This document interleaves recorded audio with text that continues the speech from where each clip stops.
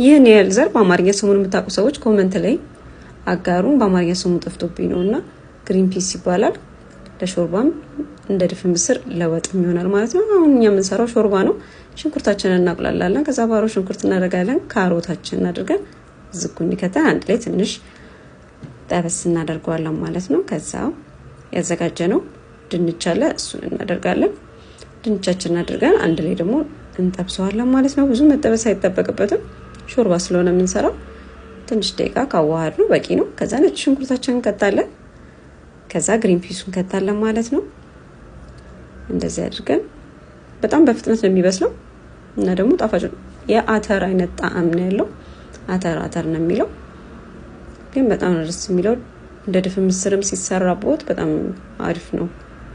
እንደዚህ አድርገን ውሃችንን ከልሳለን። ከዛ እርድ እናደርጋለን። ከሙን ድንብላልና ቆንዶ በርበሬ አድርገን ጨው አድርገን እንደዚህ መኮረኒ ትንሽዬ እናደርጋለን ማለት ነው። ከዛ የደረቀ ፐርስሊ ነበረኝ እንደዚህ አድርጌ አሸት አድርጌ በእጄ ከትቼበታለሁ። ጨው አድርገንበታል። እንዲበስል እንዘጋዋለን። ከዛ እንደዚህ ወደ ሲደርስልን ብሮኮሊያችንን ከታለን። ብሮኮሊን ብዙ መሳት ስለማይፈልግ ትንሽ ሲቀራው ነው ማለት ነው መከተው። እንደዚህ ሆኖ ደርሶልናል። በጣም ነው የሚጣፍጠው። ሁላችሁም ቤታችሁ ሞክሩት።